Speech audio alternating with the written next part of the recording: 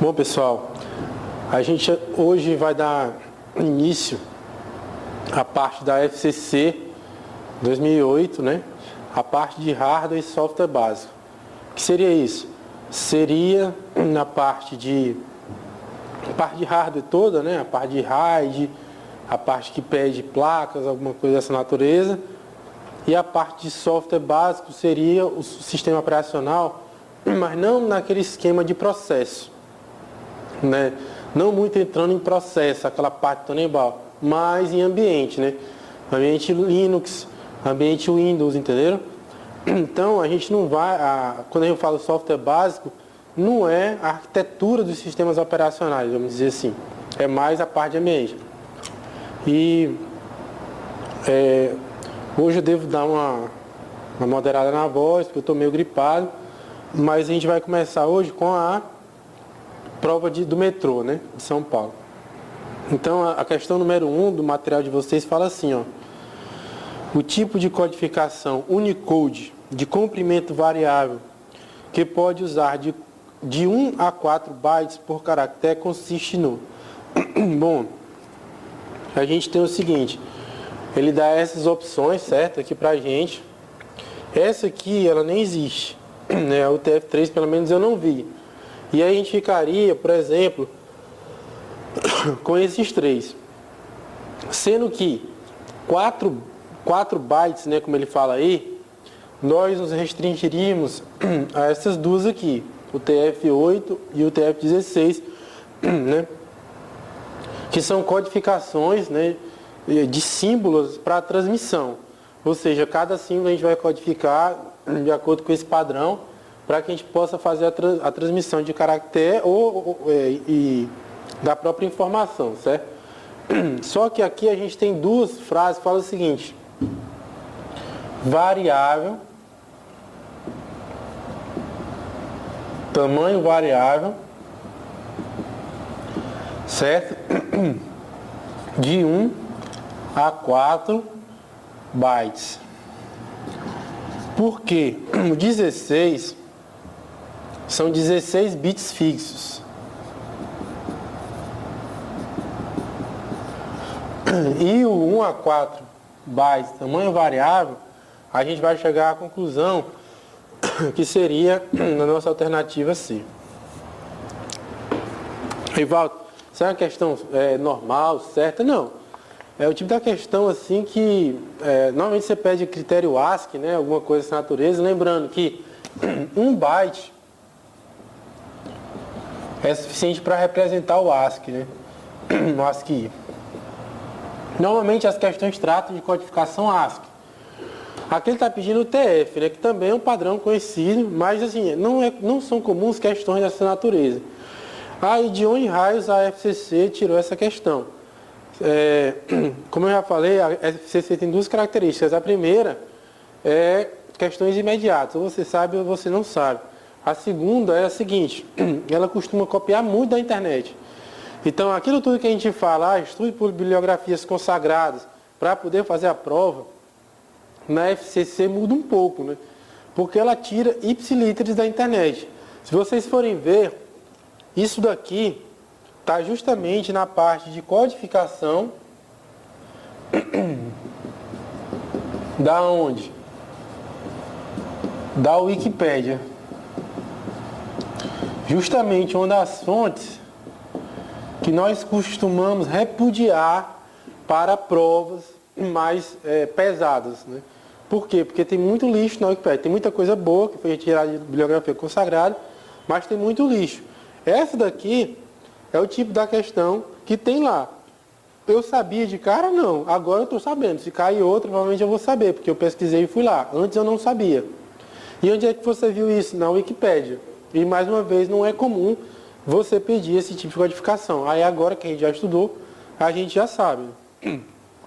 Vamos aqui a segundo, metrô. Aqui já é um assunto mais recursivo, mais comentado, apesar dele falar um negócio mais detalhado. Ele está falando de RAID, né? Ele fala assim, ó: a tecnologia para médias e grandes implementações de armazenamento que possibilita redundância e performance, né, simultaneamente, e que exige um mínimo de 4 discos denominado. Então ele fala assim, ó, redundância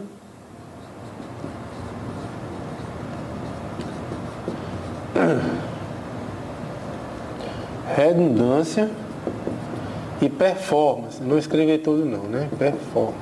Dá para escrever. Certo? Redundância e performance. Simultaneamente, né? E ele exige um mínimo de 4. Aqui, redundância, ele está ligado muito, né? A parte ou de mirroring, né? Que a gente chama de espelhamento. Aqui é muito mirror, a redundância completa. Aí pode ser a redundância por paridade também. Performance está ligado muito ao stripping.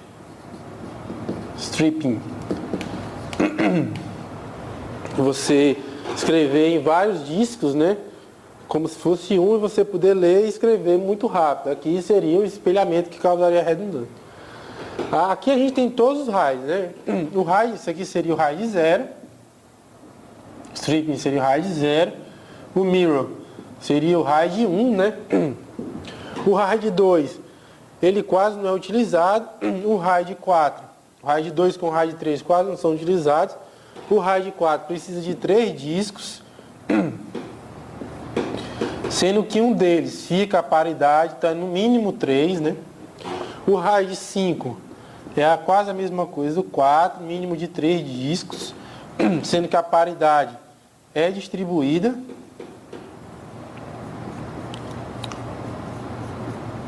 Dando mais robustez ao sistema.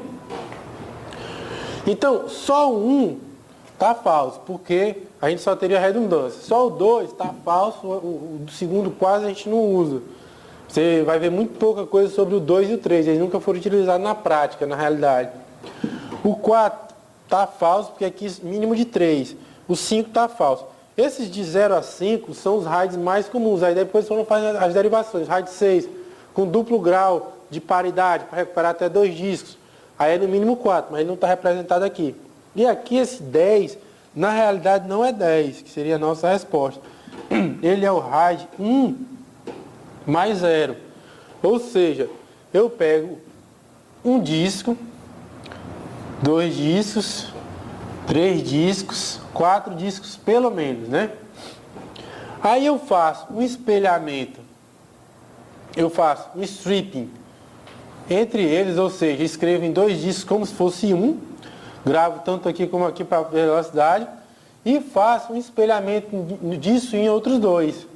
Então isso aqui está espelhado aqui. Então eu tenho espelhamento mais o stripping. Quer dizer que é o quê? Espelhamento 1 mais 0. Não é 10, é 1 mais 0. E aí a gente tem a resposta 1 mais 10, certo? 0.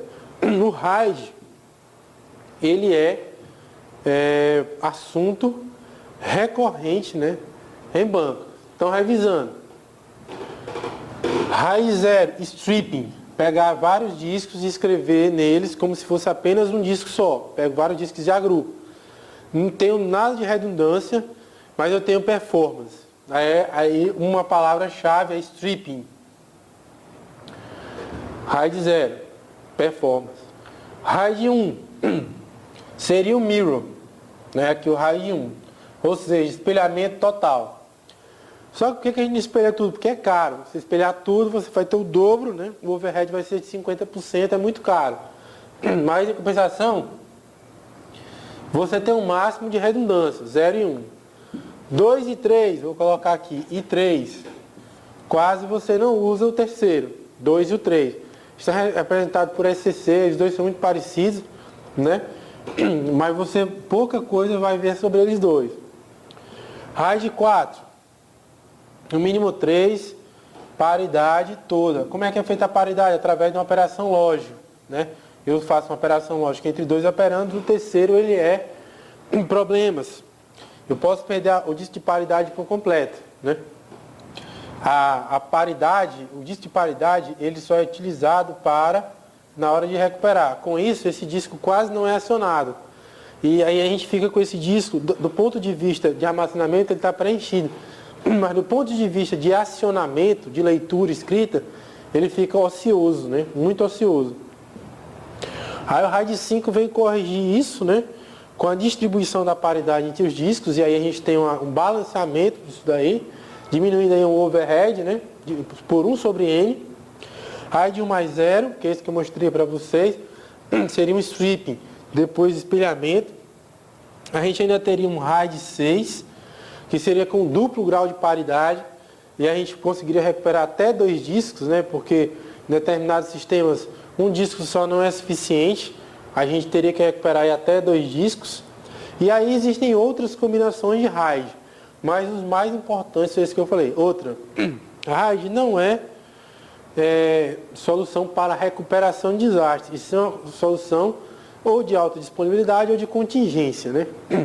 Queimou um HD, aí você vai utilizar. E alta disponibilidade porque na realidade ele aumenta, dependendo do RAID, né? Ele aumenta a velocidade de leitura e escrita de onde a gente está falando. Com isso a gente encerra aí nosso resuminho de RAID. A nossa resposta para essa questão 2, a resposta é. Tá? Vamos aí a 4. Certo? Ele fala assim, ó, não é um dos 4 componentes que se baseia o serviço de terminal do Windows 2003. Então ele está falando de terminal server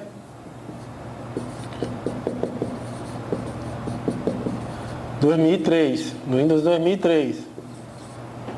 Bom, primeiro, o que é um terminal server? É aquele servidor que aceita aquelas conexões Telnet, VTY, né? Ele recebe aquelas conexões e aí fornece, cobra senha, etc. E daí você consegue acesso a determinado equipamento. Veja que existem alguns equipamentos ou serviços especializados em receber esse tipo de conexão, com toda a proteção, com todo o desempenho que ele necessita. Mas, Walter, eu nunca usei o terminal Service do 2003. Beleza. Então, olha lá. Servidor multisseção, protocolo RDP, que é o Remote Desktop Protocol, Software Client, ferramenta de administrativo. Bom, Walter, eu nunca usei e não sabia. Mas aí você podia ter usado a sagacidade, né? Ele só está querendo um.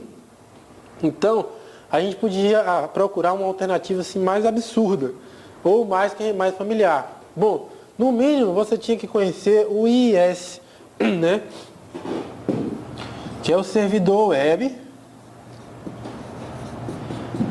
que já vem nativo do NT, né? Desde os 2000, do Windows 2000. E ele é utilizado também para rodar as páginas ASP. Então, mesmo que você não soubesse esses outros que a gente está aprendendo agora, que faz parte do terminal server, são necessários para o terminal server, e se você der uma lida, né, você vai até notar, o servidor multisseção, tem várias seções abertas, né, de conexão, protocolo RDP, não era tão fácil, software client, você tem que ter o client para poder acionar o terminal. Ferramentas administrativas é o grande parte de controle, né, do Windows 2000, desde do NT, né, dessa família NT. E aí bastava você saber que o IIS é um servidor web para matar aí a questão. Então, só assim falando, quando houver uma questão e você não sabe, a gente tenta fazer por eliminação, certo? A gente tenta ver qual delas que a gente reconhece, vai eliminando as que a gente não sabe. Nessa questão ele facilitou pra caramba pra gente, né? Porque ele colocou o IS aí. Ou seja, na realidade ele queria testar mais a sua capacidade de sagacidade, porque não é todo mundo que saberia isso daí. Ele na realidade queria saber se você sabia que o IS era um servidor web. Ok? Então até a próxima aula.